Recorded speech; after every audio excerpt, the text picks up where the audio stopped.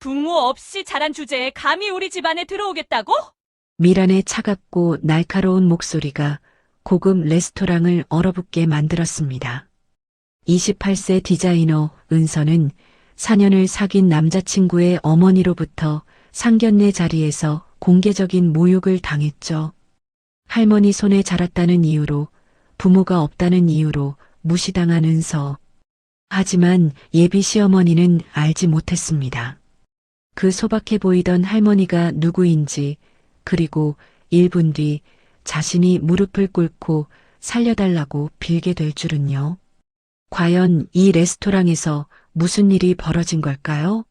시청 전에 구독과 좋아요 꼭 부탁드립니다.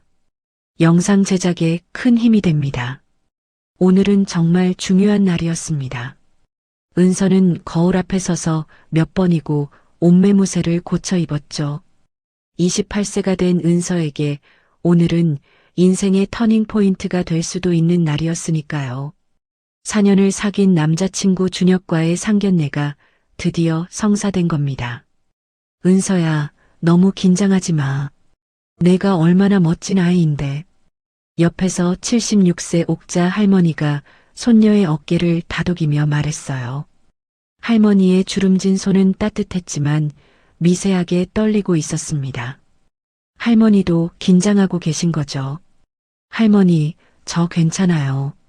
준혁이가 부모님께 저 얘기 많이 했대요. 좋게 봐주실 거예요. 은서는 밝게 웃으며 할머니를 안심시켰습니다.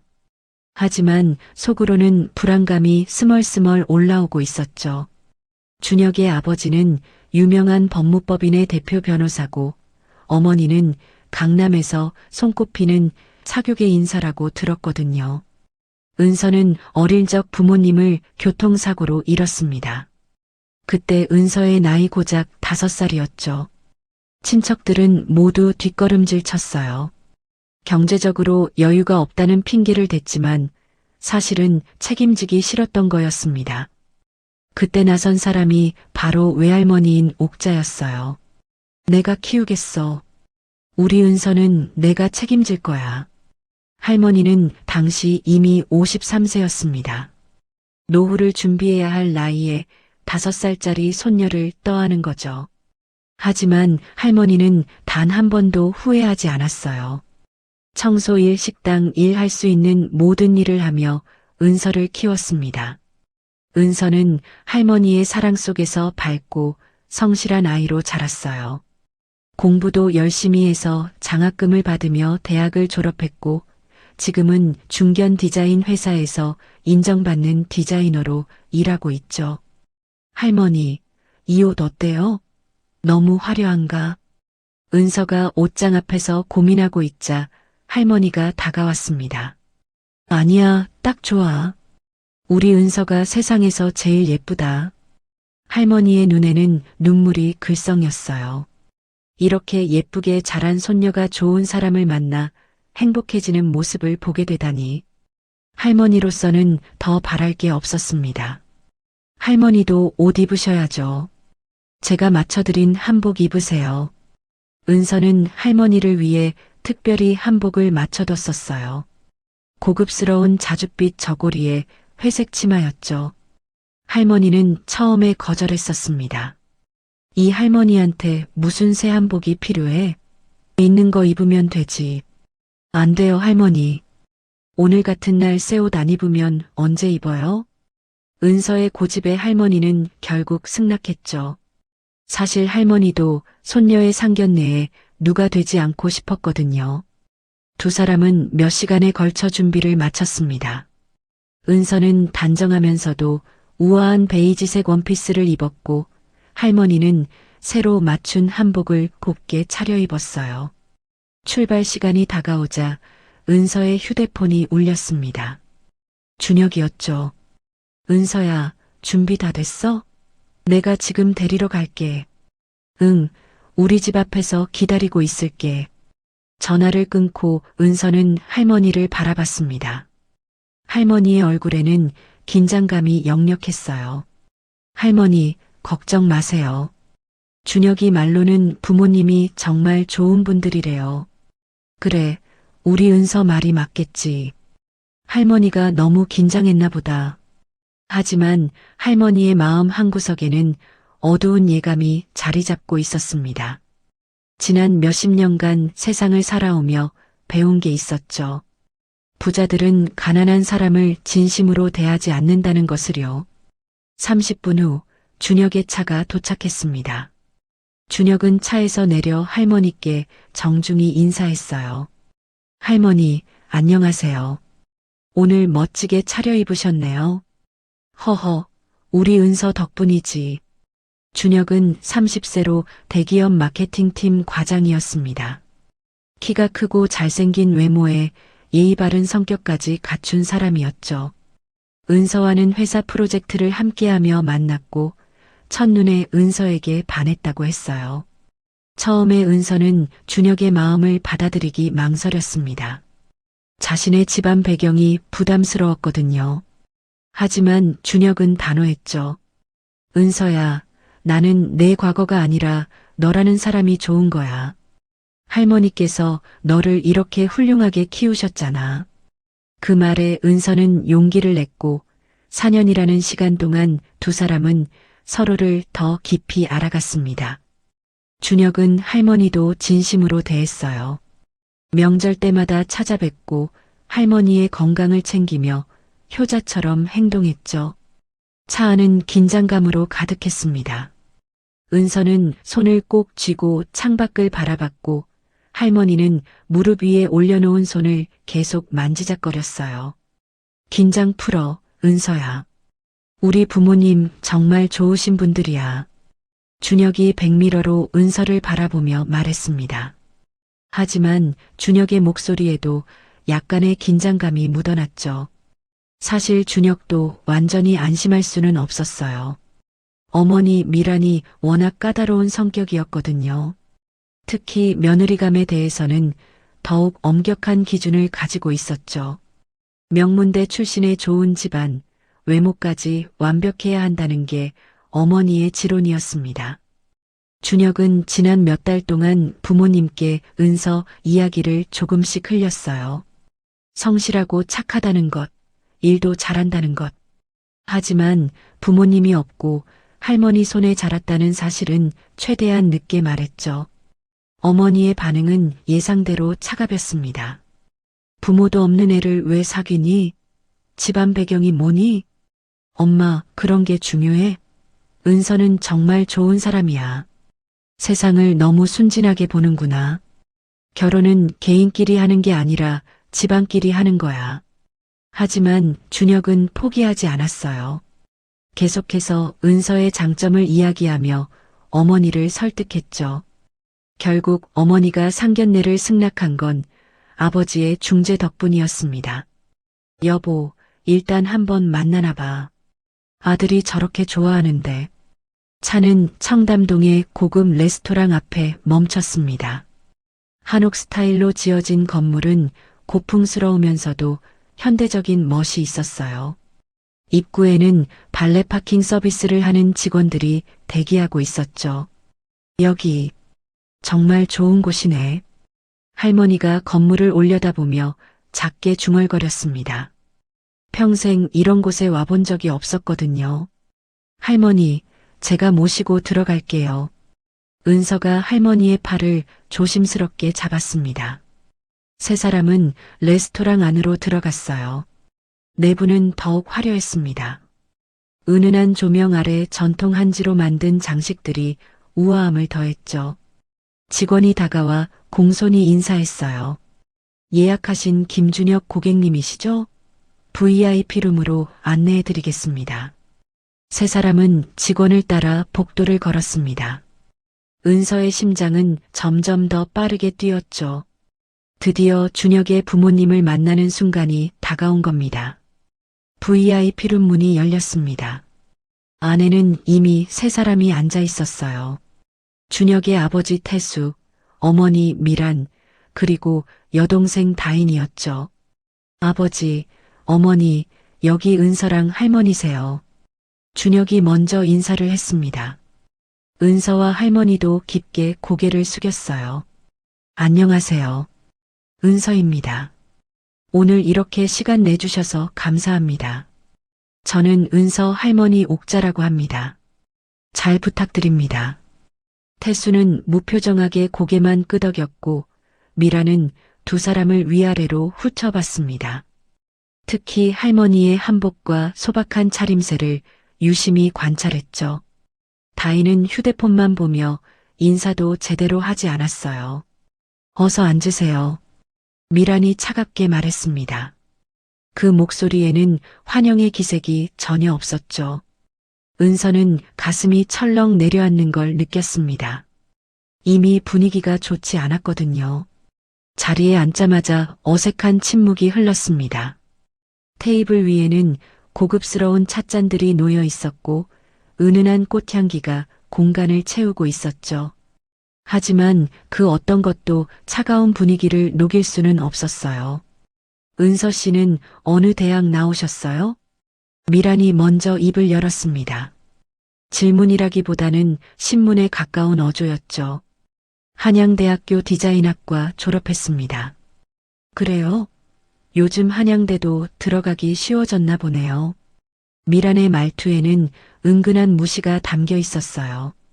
옆에서 듣던 다인이 비웃듯 말했습니다. 오빠, 서울대 나온 친구 소개해 달라더니 한양대네? 급이 좀 떨어지는 거 아니야? 다인아, 그런 말 하는 거 아니야. 준혁이 황급히 여동생을 말렸지만 이미 말은 나가버렸죠. 은서의 얼굴이 붉어졌습니다. 학벌이 전부는 아니잖아, 다인아. 은서는 실력으로 인정받는 디자이너야. 태수가 처음으로 입을 열었습니다. 회사는 어디 다니시나요? 제가 다니는 회사는 중견 디자인 회사입니다. 규모는 크지 않지만 좋은 프로젝트들을 많이 하고 있어요. 중견이요? 대기업은 아니고요? 태수의 질문은 계속 이어졌습니다. 은서는 최대한 침착하게 대답했지만 점점 움츠러드는 자신을 느낄 수 있었어요. 은서 씨 부모님은 뭐 하시는 분들이에요? 미란의 질문에 순간 테이블이 조용해졌습니다. 은서는 이 순간을 가장 두려워했었죠. 부모님이 안 계십니다. 어릴 때 돌아가셔서 할머니께서 저를 키워주셨어요. 아, 미란의 짧은 대답 뒤로 더 깊은 침묵이 흘렀습니다. 미란의 표정이 확연히 굳어지는 게 보였죠. 그럼 할머니께서 혼자 키우신 거예요? 네, 그렇습니다. 할머니가 대답했습니다. 목소리는 떨렸지만 당당했죠. 할머님은 무슨 일 하셨어요? 여러 가지 일을 했습니다. 식당 일도 하고 청소 일도 하고 우리 은서 키우려고 뭐든 했죠. 미란의 눈빛이 더욱 차갑게 변했습니다. 태수도 미간을 찌푸렸어요. 다인은 아예 한숨을 쉬며 휴대폰만 들여다봤죠. 어머니, 아버지, 은서는 정말 훌륭한 사람이에요. 할머니께서 고생하시면서 이렇게 잘 키우셨잖아요. 준혁이 분위기를 바꿔보려 애썼지만 부모의 표정은 변하지 않았습니다. 준혁아, 내 생각은 좋은데 현실을 봐야지. 결혼은 로맨스가 아니라 책임이야. 태수가 단호하게 말했어요. 은서는 그 말의 의미를 정확히 이해했습니다. 자신이 책임질 수 없는 사람이라는 뜻이었죠. 지금 살고 계신 곳은 어디예요? 미란의 질문 공세는 계속됐습니다. 은평구에서 할머니랑 둘이 살고 있어요. 은평구요?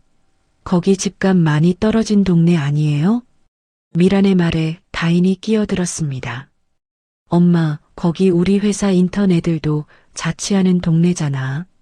완전 서민 동네지. 다인아. 준혁이 여동생을 다시 한번 제지했지만 이미 분위기는 최악으로 치달았어요. 음식이 나오기 시작했습니다. 정갈하게 차려진 한정식이었죠. 하지만 그 누구도 음식에 집중할 수 없었어요.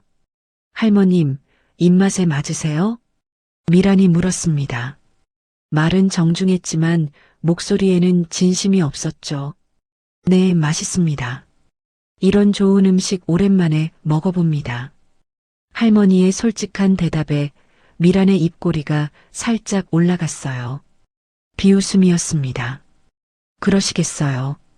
평소에는 이런 곳 자주 못 오시니까. 그 말에는 명백한 무시가 담겨 있었어요. 은서는 주먹을 불끈 쥐었습니다. 은서 씨는 형제가 있나요? 태수가 물었습니다. 아니요, 저 혼자예요. 외동이면 나중에 할머니 모시는 것도 혼자 해야 하겠네요. 태수의 말에는 부담스럽다는 뜻이 숨어 있었습니다. 할머니는 제가 당연히 모셔야죠. 저를 키워주셨는데요. 은서가 분명하게 말했습니다. 그 순간 미란과 태수가 눈빛을 교환했어요. 그들의 눈에는 명백한 거부감이 담겨 있었죠. 화장실 좀 다녀올게요. 은서가 자리에서 일어났습니다. 더 이상 이 자리에 앉아있기가 힘들었거든요. 나도 갈래. 다인이 따라 일어났고 잠시 후 미란도 자리를 떴습니다. 은서는 화장실로 가는 복도에서 잠시 벽에 기대숨을 골랐어요. 가슴이 답답하고 눈물이 날 것 같았습니다. 그때 화장실 안에서 목소리가 들려왔어요. 미란과 다인의 목소리였죠. 은서는 화장실 문을 열려다 멈칫했습니다. 엄마, 오빠 진짜 미쳤나 봐. 부모도 없는 애를 데려와? 그러니까 말이야. 할머니 봤어? 완전 촌스러워. 사투리에 한복도 싸구려 같고. 미란의 목소리는 조금 전과는 완전히 달랐습니다. 차갑고 거침없었죠. 우리 결혼식에 저 할머니 어떻게 세워? 친구들한테 뭐라고 소개해? 우리 사돈이 청소 아줌마였대. 이렇게 말해?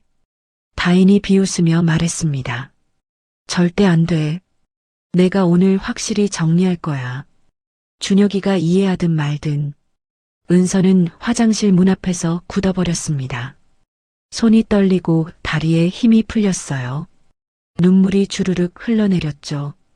저 애가 아무리 착해도 소용없어. 집안이 받쳐줘야 결혼이 되는 거지. 준혁이 친구들도 다 좋은 집안이야. 거기서 혼자 튀면 어떡해? 그리고 할머니 나이가 76이라며? 앞으로 몇 년이나 더 살 건데 그거 누가 감당해? 은서는 더 이상 듣고 싶지 않았습니다. 조용히 발걸음을 돌려 복도로 나왔죠. 눈물을 닦고 화장을 다시 고쳤어요. 할머니 앞에서는 울 수 없었거든요. 잠시 후 세 여자가 화장실에서 나왔습니다.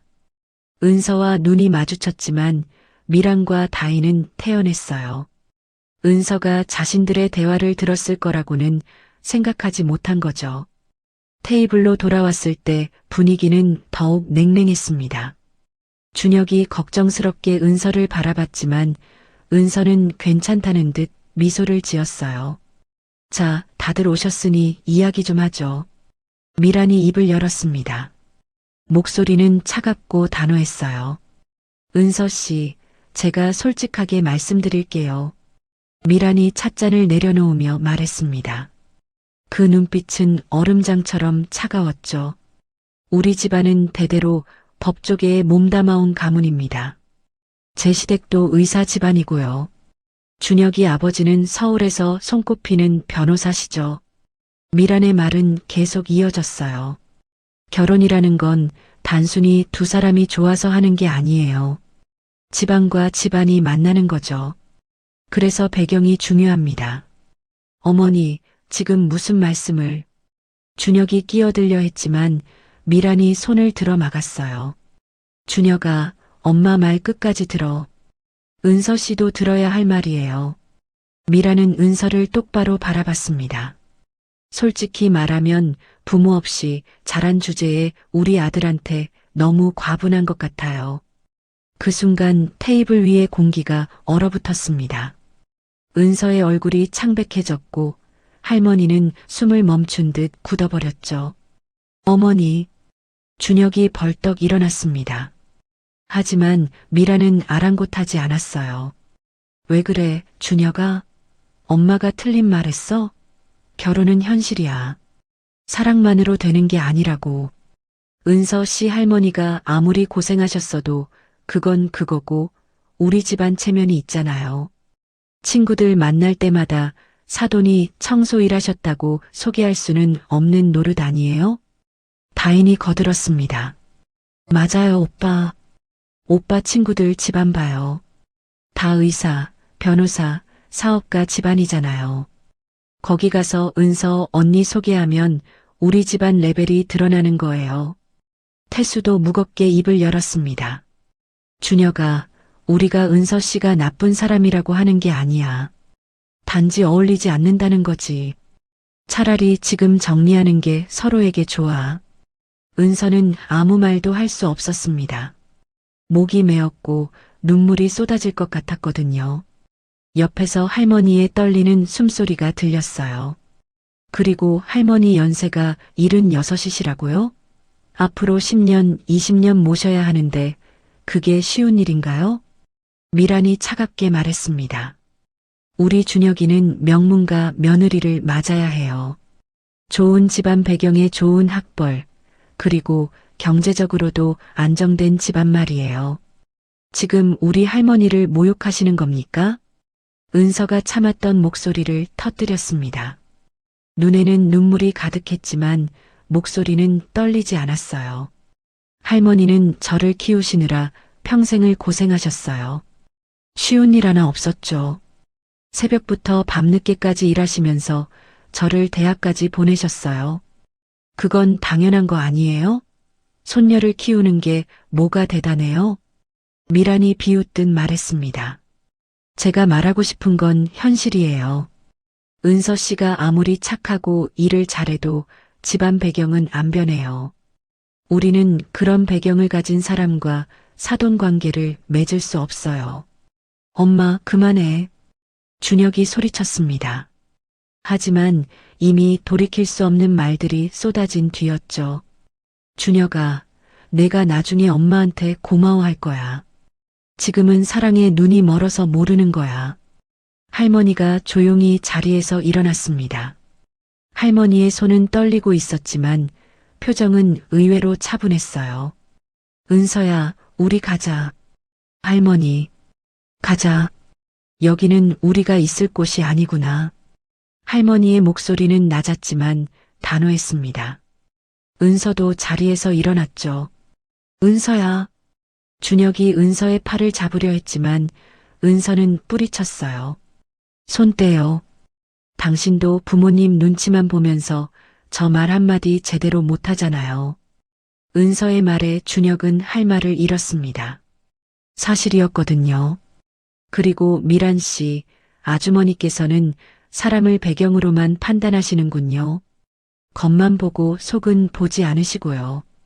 은서가 미란을 똑바로 바라보며 말했습니다. 저는 아주머니 같은 사람이 되고 싶지 않아요. 돈과 배경만 보고 사람의 가치를 판단하는 그런 사람 말이에요. 뭐라고? 미란이 벌떡 일어났습니다. 감히 누구한테 함부로 말해? 함부로요? 지금까지 저희한테 한 말씀들은 함부로가 아니었나요? 은서의 목소리에는 분노가 담겨 있었습니다. 할머니를 청소 아줌마라고 무시하시고 저를 과분하다고 하시고 그게 사람이 할 말입니까? 미란의 얼굴이 붉어졌어요. 당황스러웠던 거죠. 자신이 화장실에서 한 말을 은서가 들었다는 걸 깨달은 겁니다. 듣고 있었어? 네, 다 들었어요. 저희를 어떻게 생각하시는지 또렷하게요. 은서는 할머니의 손을 잡았습니다. 할머니 가요. 여기 있으면 안 돼요. 두 사람이 VIP룸을 나가려는 순간이었습니다. 갑자기 문이 확 열리며 한 무리의 사람들이 들어왔어요. 옥자 사모님, 여기 계셨습니까? 우렁찬 목소리가 VIP룸에 울려 퍼졌습니다.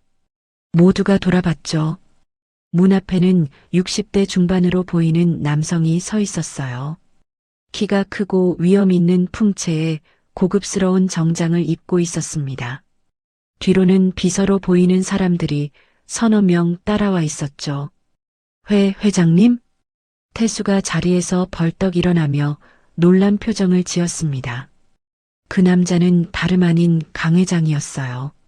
국내 최대 건설 그룹인 태양건설의 회장이었죠.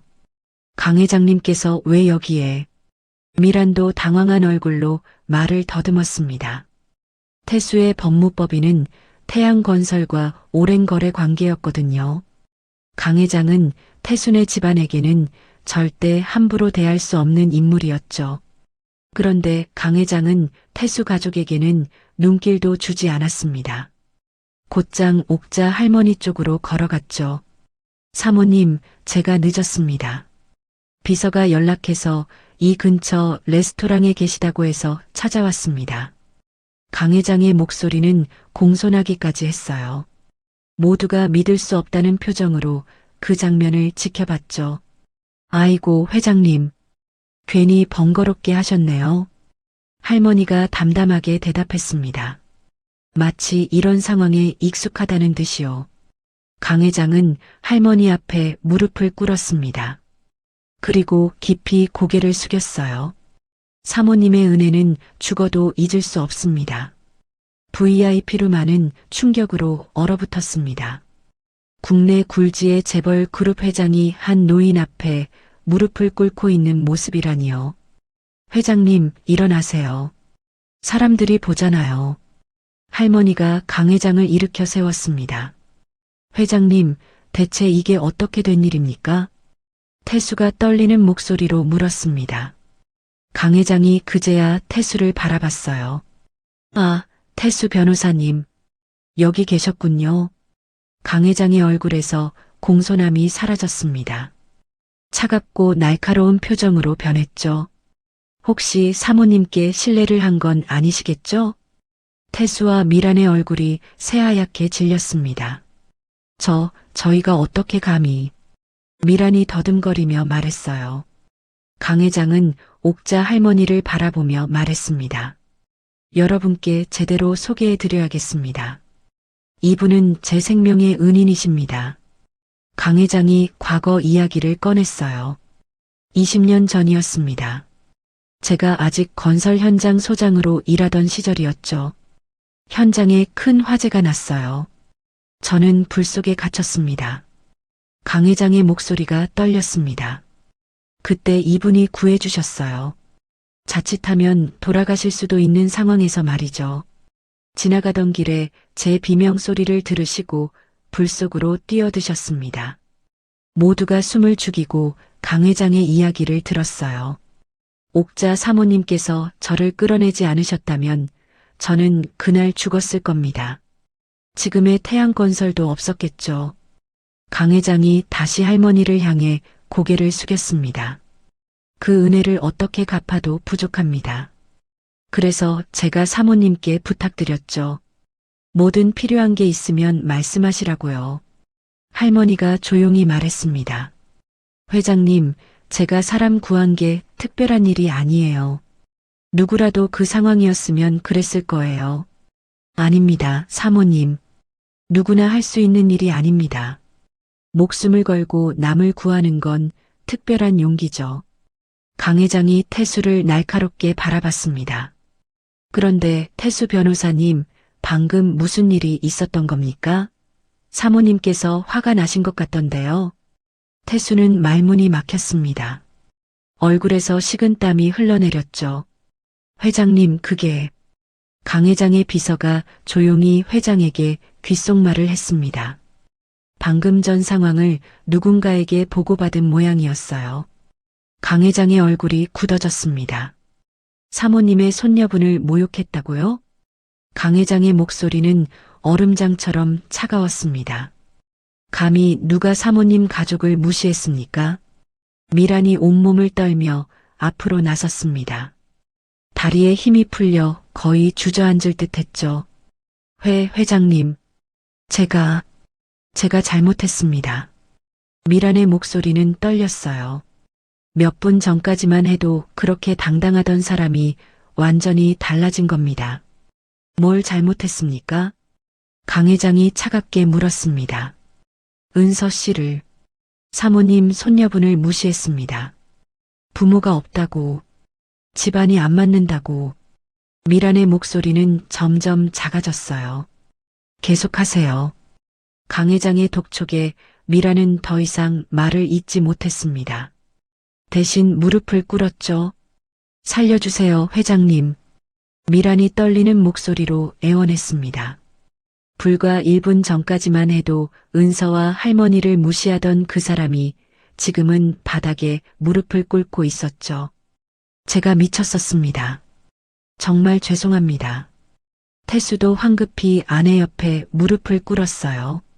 명문 변호사라는 자존심은 이미 산산조각 난 지 오래였죠. 회장님, 저희가 정말 잘못했습니다. 다시는 이런 일 없을 겁니다. 다인도 어머니 뒤에서 떨고 있었어요.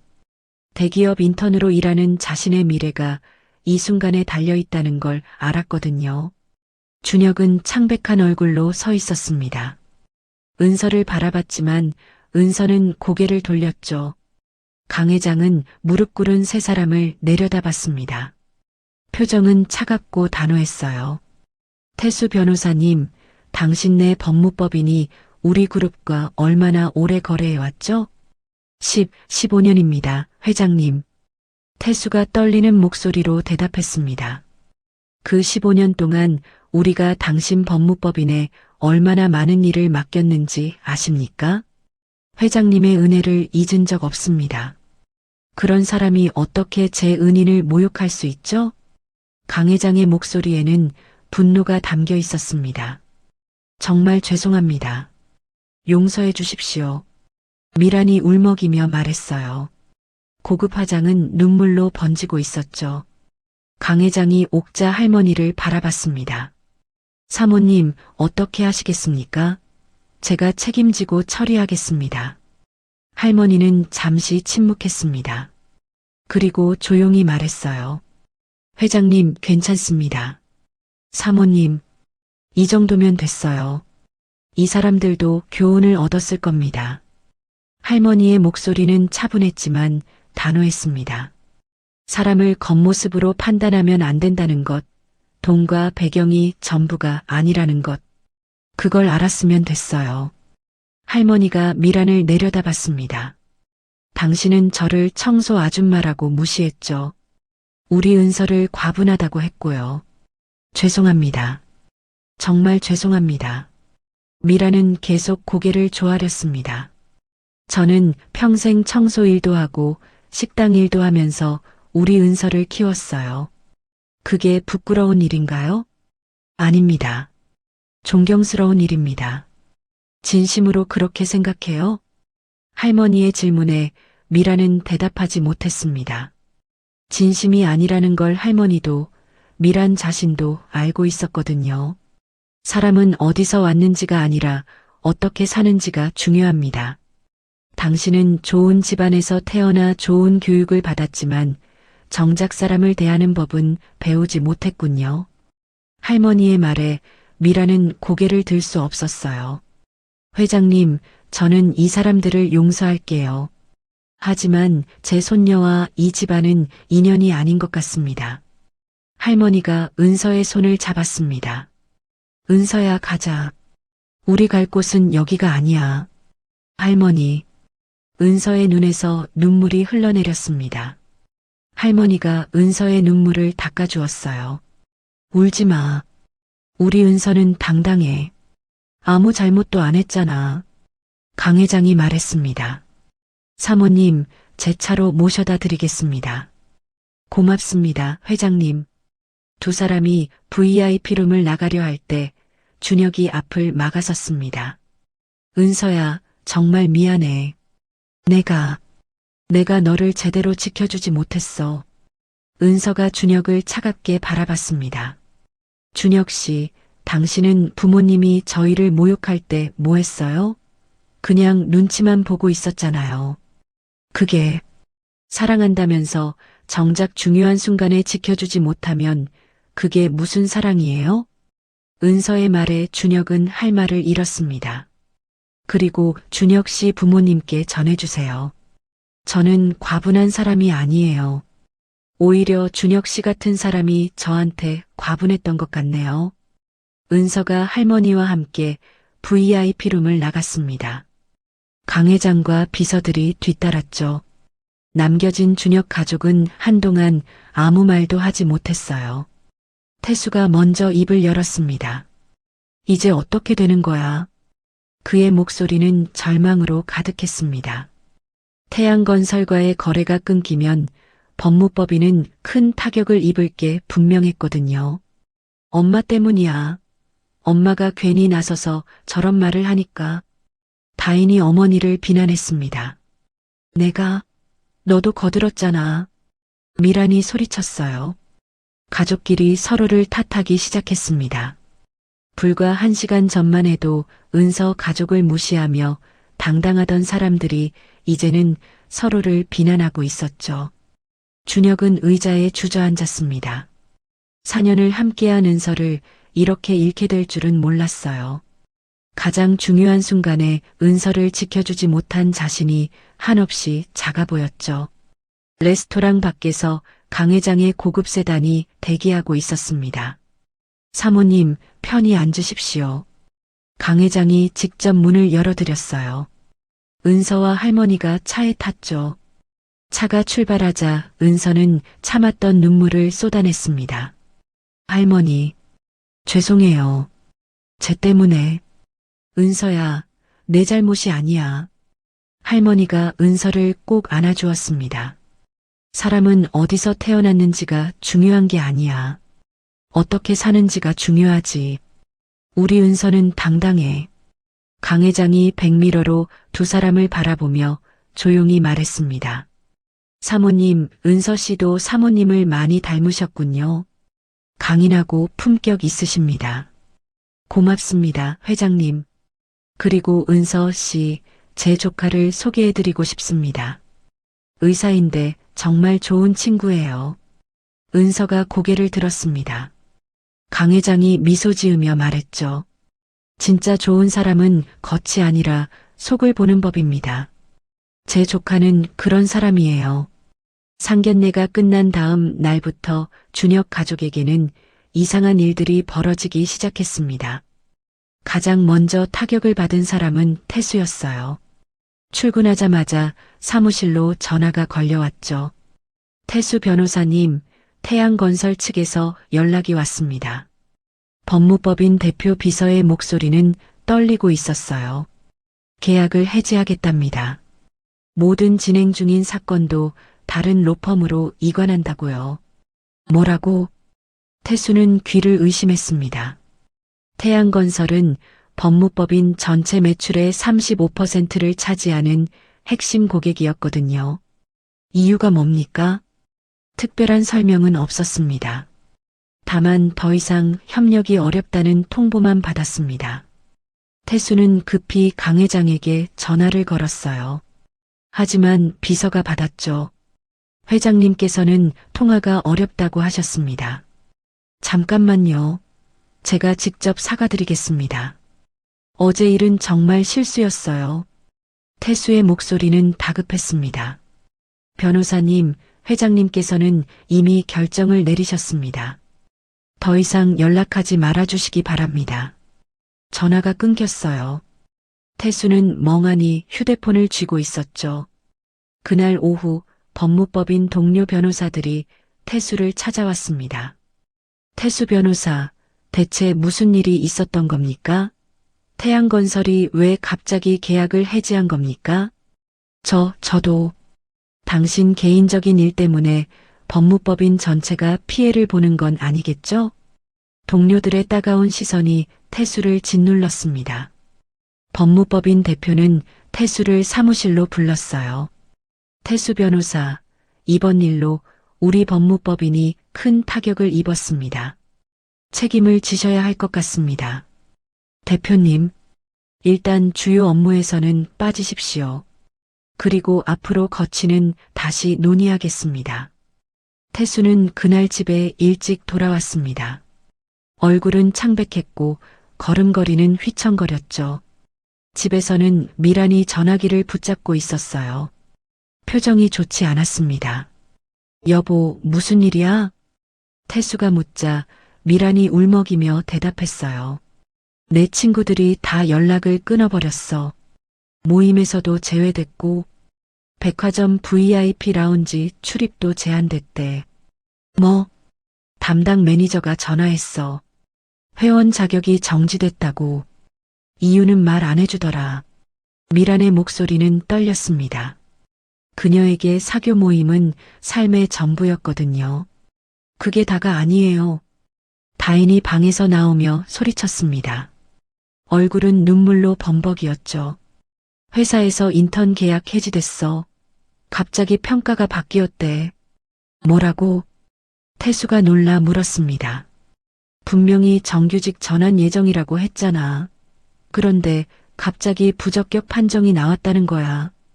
다인이 소파에 주저앉으며 울기 시작했어요.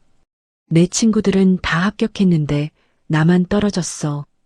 이유도 제대로 안 알려주고. 준혁은 자기 방에 틀어박혀 있었습니다. 은서에게 몇 번이고 전화했지만 받지 않았죠. 문자도 읽지 않았어요. 거실에서는 가족회의가 열렸습니다. 분위기는 최악이었죠. 이게 다 어제 일 때문이야. 태수가 미란을 노려보며 말했습니다. 당신이 괜히 나서서 그런 말을 하니까 이 꼴이 됐잖아. 내가 당신도 거기 앉아서 아무 말도 안 했잖아. 미란이 소리쳤어요. 아빠, 엄마 그만해. 다인이 끼어들었습니다. 지금 서로 탓하는 게 중요한 게 아니잖아. 우리가 어떻게 해야 하는지 생각해야지. 어떻게 하긴 뭘 어떻게 해. 강 회장이 우리를 찍은 거야.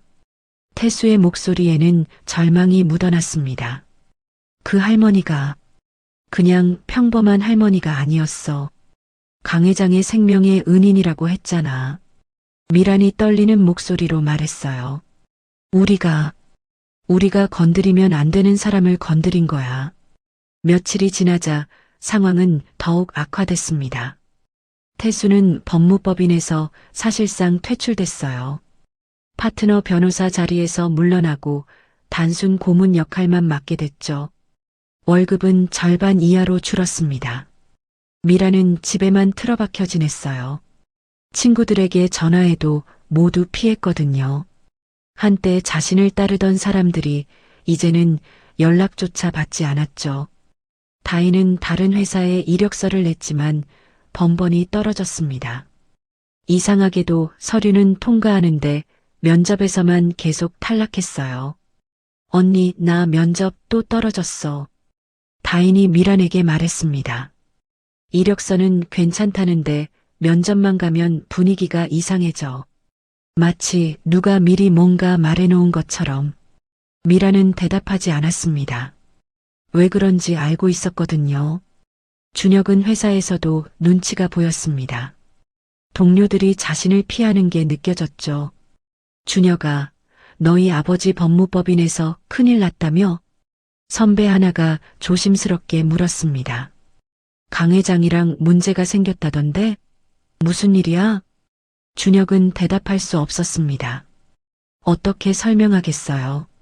상견례에서 여자친구 할머니를 무시했다가 그 할머니가 강 회장의 은인이어서 집안이 망하게 됐다고요.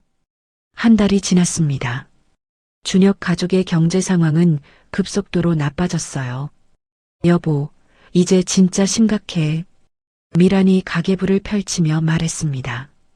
이번 달 카드값이 1,000만 원이 넘어. 그런데 당신 월급이 절반으로 줄었잖아. 나도 알아.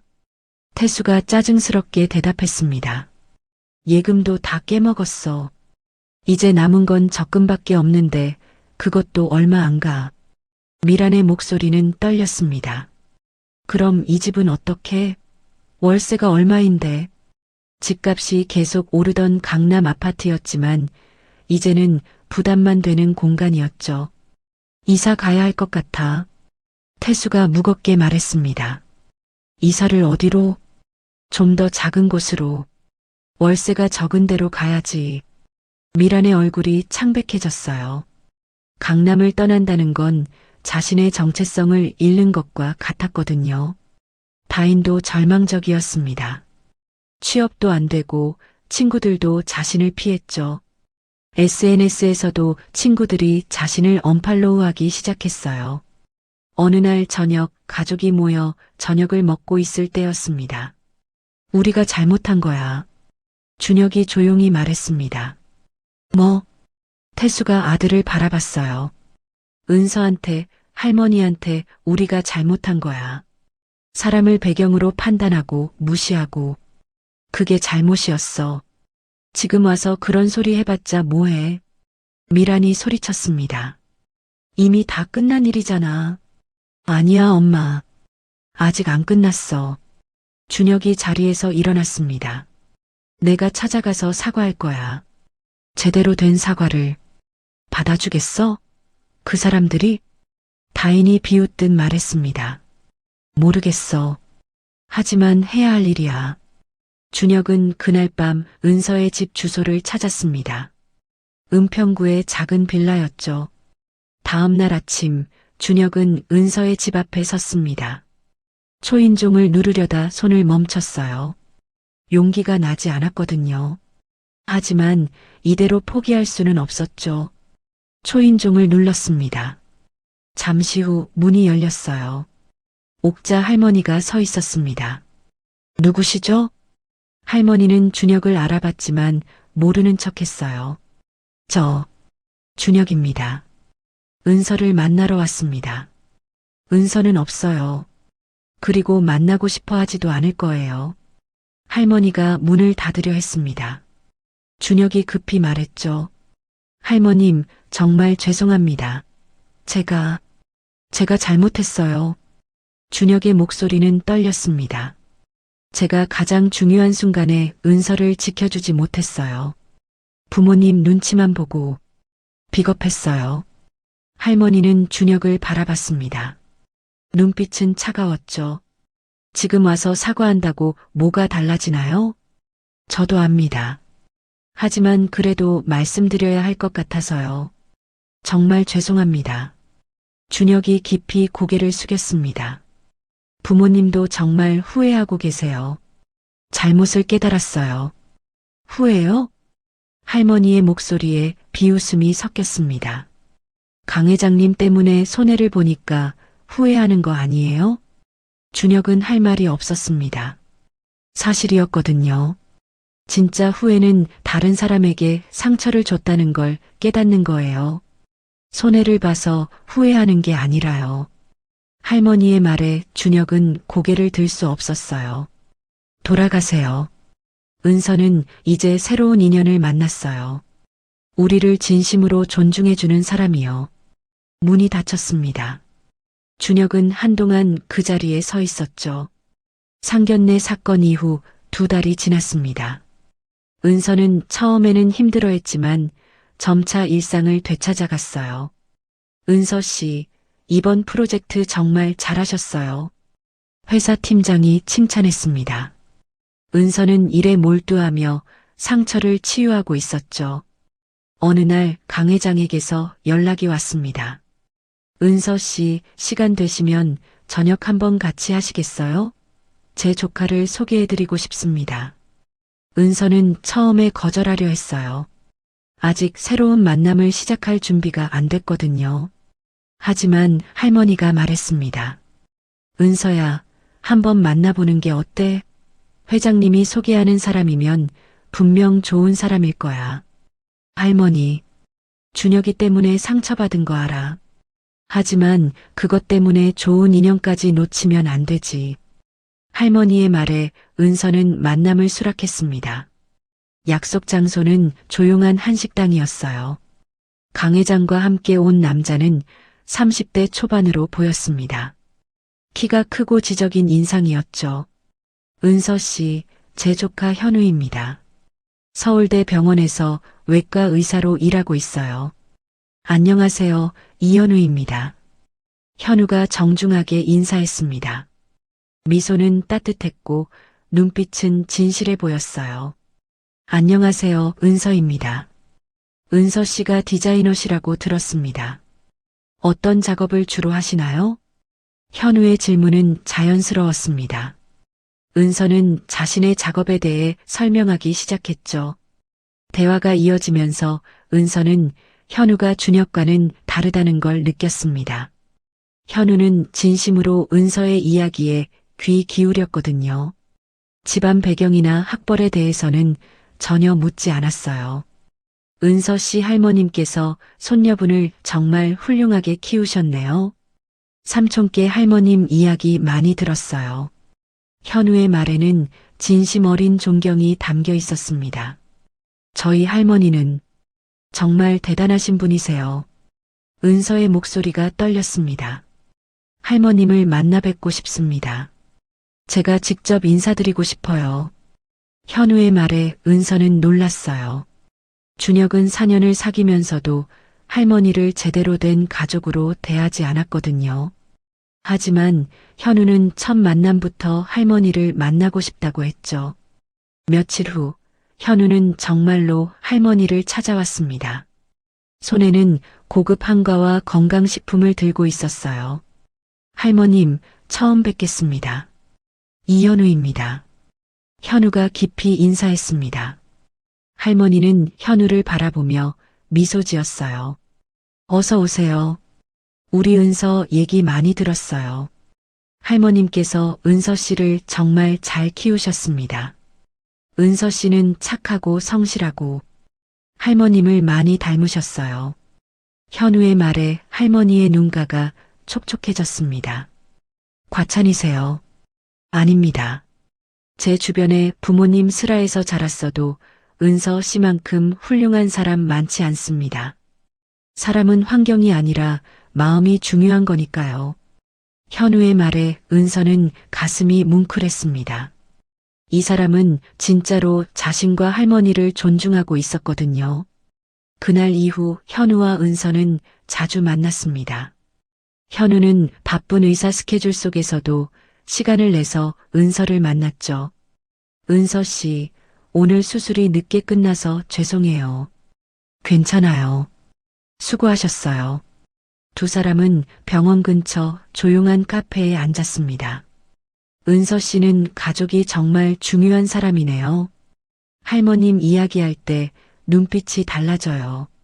현우가 미소 지으며 말했습니다. 할머니가 제 전부예요. 저를 키우시느라 평생을 희생하셨거든요. 그래서 더 멋있어요. 그런 사랑을 받고 자란 사람은 남들에게도 그런 사랑을 줄 수 있으니까요.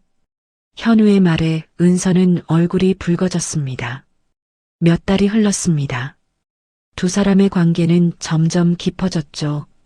어느 주말 현우가 할머니와 은서를 저녁 식사에 초대했습니다. 할머님, 은서 씨, 제 부모님을 소개하고 싶습니다. 은서는 긴장했어요. 또다시 상견례 같은 일이 벌어지면 어쩌나 하는 두려움이 있었거든요.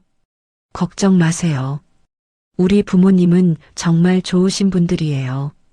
현우가 은서의 손을 꼭 잡았습니다. 상견례는 조용한 한정식 집에서 이루어졌습니다. 현우의 아버지는 대학 교수였고 어머니는 약사였어요. 어서 오세요. 은서 씨 할머님.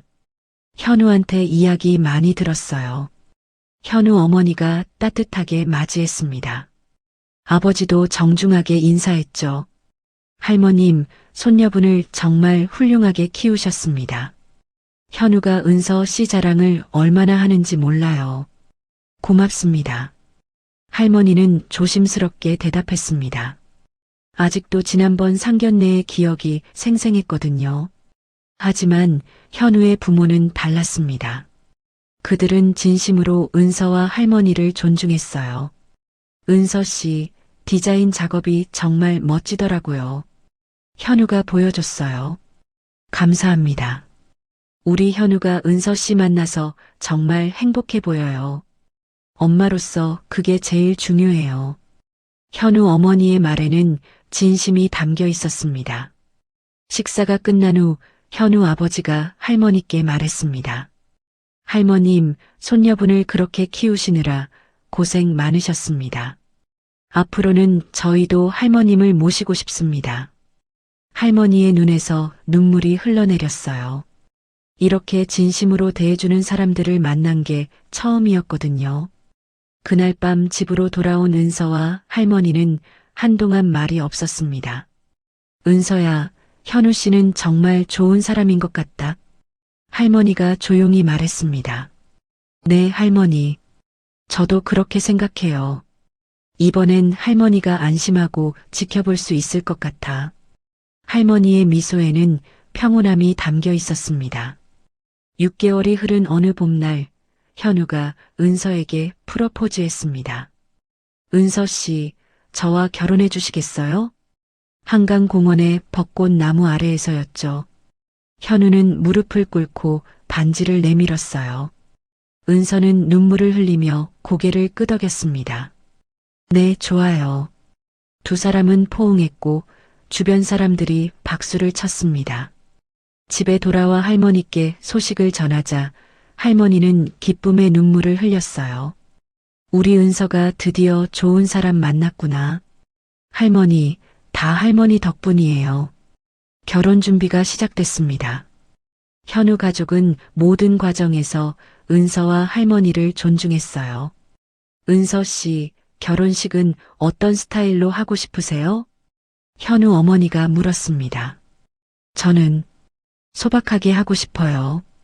좋아요. 우리 가족끼리 조용하게 하는 것도 좋겠네요. 그런데 강 회장이 연락을 해왔습니다. 사모님, 은서 씨 결혼식에 제가 주례를 서도 될까요? 회장님이 그렇게 하시겠다면 영광이죠. 할머니가 대답했습니다. 그리고 식장은 제가 준비하겠습니다. 제 호텔에서 하시죠. 강 회장의 제안에 은서는 놀랐어요. 회장님, 그러실 필요 없어요. 은서 씨는 사모님의 손녀잖아요. 당연한 일이에요. 결혼식 날이 다가왔습니다. 장소는 강 회장 소유의 고급 호텔이었죠. 식장은 화려했지만 품격이 있었어요. 하얀 장미와 은은한 조명이 공간을 아름답게 꾸몄습니다. 하객들이 하나둘 모여들었습니다. 현우의 병원 동료들, 은서의 회사 동료들, 그리고 강 회장의 지인들까지 많은 사람들이 왔죠. 옥자 할머니는 고급스러운 한복을 입고 계셨어요. 강 회장이 특별히 준비해드린 옷이었죠. 할머님, 정말 아름다우십니다. 금순 할머니가 옆에서 말했습니다. 내가 이런 날을 볼 줄 알았겠니? 우리 은서가 이렇게 좋은 사람 만나서. 옥자 할머니의 눈에는 행복한 눈물이 맺혔습니다. 식장 한쪽에서는 준혁이 멀리서 지켜보고 있었습니다. 초대받지 못했지만 은서의 행복한 모습을 보고 싶어서 온 거였죠. 결혼식이 시작됐습니다. 은서가 아름다운 웨딩드레스를 입고 입장했어요. 할머니와 팔짱을 끼고 걸어가는 은서의 얼굴에는 행복한 미소가 가득했습니다. 현우는 단상에서 은서를 바라보며 눈물을 흘렸어요. 강 회장이 주례사를 시작했습니다. 오늘 이 자리는 제게도 특별한 의미가 있습니다. 신부 은서 씨의 할머님은 제 생명의 은인이시기 때문입니다. 하객들이 숙연해졌습니다. 20년 전 제가 불 속에서 죽을 뻔했을 때 할머님께서 목숨을 걸고 구해주셨습니다. 그 은혜가 없었다면 오늘의 저도 이 자리도 없었을 겁니다. 강 회장의 목소리는 감동으로 떨렸어요. 할머님은 평생 손녀 은서 씨를 키우시느라 고생하셨습니다. 하지만 한 번도 후회하지 않으셨죠. 그 사랑이 오늘 이렇게 아름다운 결실을 맺었습니다. 하객들 중 일부는 눈물을 닦고 있었습니다. 사람의 가치는 어디서 태어났는지가 아니라 어떻게 사는지에 달려 있습니다. 얼마나 많은 돈을 가졌는지가 아니라 얼마나 진심으로 사랑하는지가 중요하죠. 강 회장이 신랑 신부를 바라봤습니다. 현우 군, 은서 씨, 두 분은 그걸 아는 사람들입니다. 서로를 진심으로 존중하고 사랑하는 분들이죠. 그래서 이 결혼은 분명 행복할 겁니다. 박수가 터져 나왔습니다. 식이 끝나고 피로연이 시작됐습니다. 은서는 할머니께 부케를 드렸어요. 할머니, 평생 감사해요. 할머니가 아니었으면 오늘의 제가 없었어요. 우리 은서, 정말 행복해라. 할머니와 은서는 한참을 껴안고 울었습니다. 현우가 다가와서 할머니께 인사했어요. 할머님, 제가 은서를 평생 행복하게 해드리겠습니다. 할머님도 제 친할머니처럼 모시겠습니다. 고맙다, 현우야. 우리 은서 잘 부탁해. 피로 연장 밖에서 준혁은 그 모습을 지켜보고 있었습니다. 가슴이 아팠지만 어쩔 수 없었죠. 자신이 놓친 기회였으니까요. 그는 조용히 발걸음을 돌렸습니다. 준혁의 가족은 여전히 어려움을 겪고 있었어요. 태수는 작은 로펌으로 옮겼고 미라는 사교 모임을 완전히 잃었죠. 다인은 겨우 작은 회사에 취직했습니다. 그날 저녁 준혁 가족은 좁은 원룸에 모여 있었어요. 오늘 은서 결혼식이었대. 준혁이 조용히 말했습니다. 그래. 미란이 힘없이 대답했어요. 우리가 정말 큰 실수를 한 거야. 태수가 한숨을 쉬었습니다. 사람을 겉모습으로 판단하고 배경으로 평가하고 그게 얼마나 어리석은 일인지 이제 알겠어. 너무 늦었어, 여보. 미란의 목소리에는 후회가 가득했습니다. 한편 은서와 현우는 신혼여행을 떠났습니다.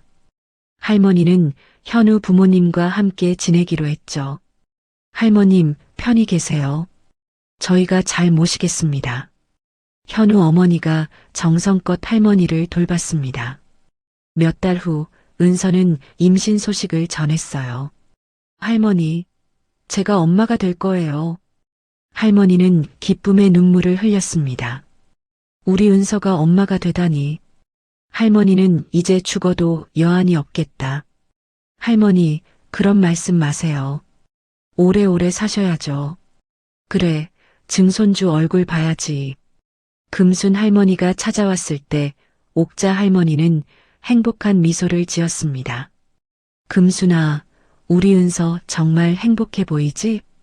그럼 현우 씨가 얼마나 잘해주는데. 너도 이제 마음 놓였겠다. 응. 사람은 결국 마음이 중요한 거더라. 돈이나 배경이 아니라. 내 말이 맞아. 그때 그 교만한 사람들은 어떻게 됐대? 벌을 받았지. 사람을 함부로 대하면 그 대가를 치르게 되는 법이야. 1년 후 은서는 예쁜 딸을 낳았습니다. 이름은 오키, 할머니 이름에서 한 글자를 따온 거였죠. 할머니, 오키예요. 할머니 이름을 물려받은 거예요. 할머니는 증손녀를 안고 눈물을 흘렸습니다. 고맙다, 은서야. 옥자 할머니는 증손녀를 바라보며 생각했습니다. 이 아이는 사랑 속에서 자랄 거예요. 배경이나 돈이 아니라 진정한 가족의 사랑 속에서요. 그리고 이 아이는 배울 겁니다. 사람을 겉모습으로 판단하지 않는 법을 진심으로 존중하는 법을요. 그게 바로 할머니가 은서에게 가르쳐준 가장 중요한 교훈이었으니까요. 몇 년 후 은서 가족은 넓은 집으로 이사했습니다. 할머니를 위한 방도 따로 마련했죠. 할머니는 손녀, 사위, 그리고 증손녀와 함께 행복한 나날을 보냈어요. 어느 날 저녁 가족이 모여 저녁을 먹고 있을 때 오키가 물었습니다. 증조할머니, 엄마는 어떻게 자랐어요? 할머니가 미소 지으며 대답했어요. 내 엄마는 사랑으로 자랐단다. 힘들 때도 있었지만 서로 사랑하며 이겨냈지. 엄마는 최고예요. 오키가 은서를 껴안았습니다. 은서는 할머니를 바라보며 미소 지었어요. 모든 게 할머니 덕분이었죠.